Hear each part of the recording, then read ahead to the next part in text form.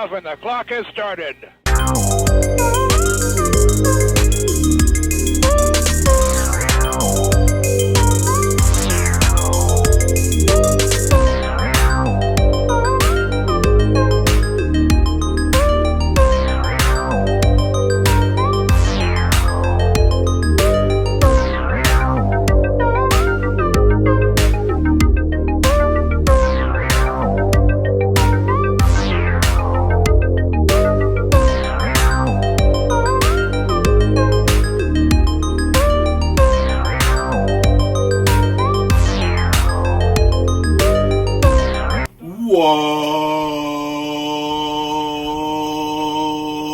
Welcome back, everybody. It is 2020 and it is show time. Hello, everybody. Welcome to an all new Downright Sports here on YouTube, where you need to subscribe at the bottom. Hit the button. Just hit subscribe. It's not that hard. Just hit subscribe. It's really not that hard.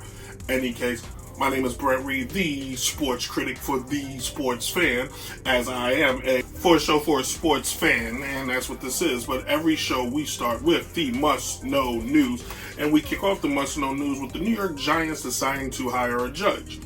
The only time it's good to hire a judge if he plays right field for the New York Yankees, or you're trying to get off a case and you need to pay one in the old back pocket, you know what I'm saying? Any case, the Giants hired Joe Judge, formerly of coach for the New England Patriots. Not sure exactly what he did with the Patriots, but it seemed like he did a little bit of everything. Special teams, offense, defense, even serving water and giving towels, and occasionally doing hair. He also used to coach with Nick Saban, and it's unclear what he did with Nick Saban too. Any case, because he coached with Saban and he coached with Belichick by process of elimination, ex facto, he is now the anointed one to the Giants. Hopefully he works out, because the Giants have not had a good set of luck with coaches ever since getting rid of Tom Coughlin. Moving on, Anthony Davis of the Los Angeles Lakers, he turned down money and then got his butt hurt. Anthony Davis turned down the max deal with the Lakers for 4 years, over $140 million, looking to probably get even more than that in the offseason, but in the game versus the New York Knicks yesterday, he fell and hurt his tailbone, and it's unknown how long he'll be out. X-rays turned out to be negative, so he should be back sooner than later. And then finally, the wicked Boston Red Sox, out there, those guys from far away, and got caught cheating. Apparently, used the replay room to try to cheat to steal signs from the Los Angeles Dodgers during the 2018 World Series. This doesn't matter. The Dodgers was terrible anyway. They decided to bat right-handed batters the entire time because analytics said to do that. Baseball and cheating go hand in hand. It's just what it does. Whether it's steroids, whether it's stealing a sign to hit a home run in a playoff game, whether it's stealing signs. If you're not cheating, you ain't trying, and that's the old saying. I don't really think they did anything wrong, because all signs are universal. You can see them. It's not like in football where they hide the plays. You can see a guy giving the sign right there on the field. So I honestly don't see anything wrong with that. So when we come back, we will move on to the topic. Talk about Clemson. Talk about LSU. This is Downright Sports. All right, Monday, the college football playoffs begin, and LSU takes on Clemson. Clemson is the now two-time defending national champion, and LSU is emerged as another SEC school that has found itself back in the championship, even though they had such a phenomenal year and a great year. But how do we get here? Well, LSU has a new coach, doesn't matter his name, blah, blah, blah, he talks like this a lot. But they got a Heisman Trophy winning quarterback in Joe Boyer, who basically had one of the best years anybody can have, especially for a transfer.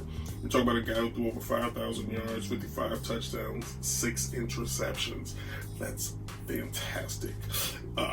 What he did basically against some of the best teams that you're going to see, they destroyed, well, they didn't destroy, but they beat Bama. Even though Bama tried to make a comeback, they took care of Bama. They impressively destroyed Oklahoma, just blew them out. He threw 7 touchdowns in that game. Took care of Auburn, took care of, here are the key events, why am I guessing? Took care of Texas, took care of Florida, blew out Florida, to be fair. Auburn only by 3 points, Alabama by 5 points, blew out Georgia, and blew out Oklahoma. Why is this important? Because all year, everybody kept telling us these were the teams that you need to watch for, and LSU just steamrolled them and kicked the crap out of them. With that being said, from Clemson, everybody goes, well, Clemson played nobody. Clemson's key wins was Texas A&M, a close game by North Carolina, and then, they only beat Ohio State, a team that everybody thought was number 1 and number 2 all year. And then Ohio State, after being up by 16 going into the half, ended up losing the game. So it shows you how good Clemson really is when you got a guy who already has won one national championship in Trevor Lawrence, the quarterback of the team, who had another pretty good year. I thought I wrote down his numbers. Here it is. 36 touchdowns, over 4,000 yards passing, 8 interceptions. But that's not where we're going to break them down. We're going to look at them from a standpoint of who's better, because everybody's like, well, LSU, they got the quarterback, they got the guy. But Clemson's got the defense. Clemson's ranked second. Not 1, not 2, not 3. And rankings in college is weird because like over 100 teams. Well, out of so many teams, Clemson is second in overall defense. Now, where LSU could take advantage of Clemson, it could, if Clemson's defense doesn't apply pressure. Clemson's defense, if they can make that kid feel swelled, like, because he can move, but if you make it feel like that pocket has zero potential of staying perfect, he may have an opportunity to make some mistakes. Now, the problem is LSU has some fantastic wide receivers that are athletic, and it looked like that was Clemson's problem going into the Ohio State game, was their backfield could not stop Ohio State's backfield early in the game. The problem is, if you're Clemson, you don't want to fall behind early to a LSU who's got just as good a defense. Not great, they're 29th, but their offense is stellar. The question remains, who can do it? Who can win it all? Who's going to be the guy? Is it going to be a blowout? Is it going to be a 45-46 game? I would love it to be a high-scoring game. I love high-scoring games. I would love to see them go for 56-56. But I think it's going to be one of the defensive games. The problem Clemson had against Ohio State early, they gave up a lot of big plays. They made a lot of good plays, but they gave up a lot of key runs. They broke down real fast, and it seemed like it was the run game that took advantage of, which Ohio State has that. And Joe, a little bit, their running back is not the best in the world, but Clemson, if they could stop Ja'Marr Chase, one of the best wide receivers in the game right now, made first team All-American, if they could stop him, they could find themselves in potential to win it all. What they need is, I have it right here, they need Tanner Muse, the third team All-American, strong safety, to keep that head on the swivel and not allow Ja'Marr to just do what he wants. They have to be on point in this. With that being said, Clemson's going to be the first team to win 3 straight national championships. I think LSU was great, but I think they've had so many wars and so many battles and had to be up for so many games in the SEC that they're going to lose to Clemson, and it's going to be close. I think it's a field goal game. I think it comes down to a field goal, potentially overtime. So, right, Clemson. Michael, that one's for you.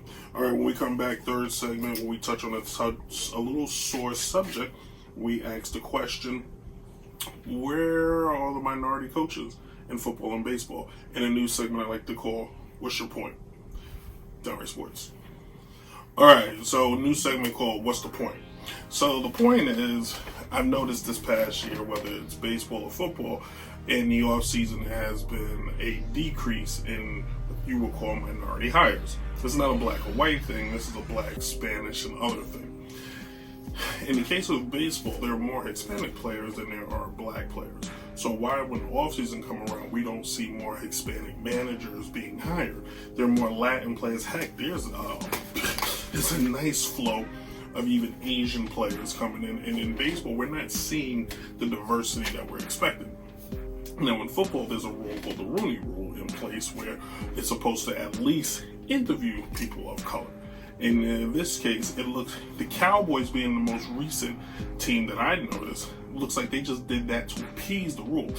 When they were looking for their new head coach, they interviewed Marvin Lewis, and then turned around and hired Mike McCarthy. Now, maybe Mike McCarthy is the right guy for the job. Who knows? But it doesn't look like they took much time to consider Marvin Lewis. And why was he the only guy interviewed? Because he's a name we all know. Marvin Lewis, 61 years old. We're in the league where everybody wants to hire younger. You were looking to get older. And for the New York Giants to hire a guy named like Joe Judge that nobody's even heard of before, and not hire Eric Bieniemy, who is the offensive coordinator for the Kansas City Chiefs. Oh, I don't know, one of the best teams in the last 3 years in the NFL, with the best quarterback in all of football, and Patrick Mahomes. And the Giants didn't even interview him. The Cowboys didn't interview him. The Carolina Panthers didn't interview. Teams that had trouble offensively this year didn't want to interview this guy. Huh. So it's one of the two things. I'm not going to say that ownership is racist. No. But is it true maybe because we don't have any minority owners or front office guys? It's harder for minority people to get hired. More likely people are going to hire people that look like them. It's a fact. Not in some cases, more than others. It's just how it is. You come from different backgrounds, you share different stories. So if you see a guy, you meet a guy that kind of shares the same story, or it just resonates with you easier, you're more likely to probably favor that person more than the guy that you don't know. To get past this, I think the policy, people need to try harder. And for minority coaches who are looking to move up to that next level, we're going to have to start doing things a little bit differently to put ourselves in better positions so we can get hired. It can't continue to that Tony Dungy and guys like that are the only names that we still remember. The fact that we don't know other names is kind of sad. There are like 3 offensive coordinators people know the names of, and defensive coordinators people know the names of, that are white, but the minority ones nobody knows. Same goes in baseball. We're gonna have to put yourself in a better position. I don't know what it is. If I knew what it was, I'll bottle it up and sell it. But somebody out there, maybe that's going away from the status quo, moving away from football, moving away from baseball, and going to other venues, or starting to, you can't be the guy, the loudest guy on the chair, screaming and saying, "Why is nobody hiring me?" Because that's not going to get it done. But I think there should be some type of independent committee in these leagues that explore and ask, why didn't you hire so and so? You know what I mean? I'm not saying it needs to be a black and Spanish and Asian quota filled, but maybe the conversation should be asked, why in the history of the Dallas Cowboys hasn't there been a black head coach? Or for the New York Giants, the same. Or for the New York Yankees, for that matter. Oh no, Yankees had a black manager. I am sorry, Yankees. You did have a black manager. But it was Urson Howard, and he only survived the season. So, you know how great that was. But we do need to change the subject. And it's not just a black and Spanish and a man thing. Women. If you look at the NBA is ahead of the curve in all of this stuff. There are more minority coaches, there are foreign coaches, there are women coaches. Becky Hamm could be the first woman head coach. It's only a matter of time. And if you're the NFL and if you're baseball, you don't want to continue to be stuck in the past and start being considered just a stale old white man sport. It's not a good look. In any case, thank you all for watching. We'll be back next week. Next week's show will probably touch on the NFC and AFC championship games and some other things that happened. Today's music was by my man, the Uncle Buddha. We thank him. And also DJ Chase, who helps sometimes with the music too. Check us the new podcast, Downright Sports Radio podcast. You can listen to it on iTunes, SoundCloud, Google Play, or Apple Podcasts. And then go to my Twitter, Brent Reed 18, and our Instagram at Downright Sports. And you guys enjoy yourselves. Be safe. Pray for those around the world. And deuces.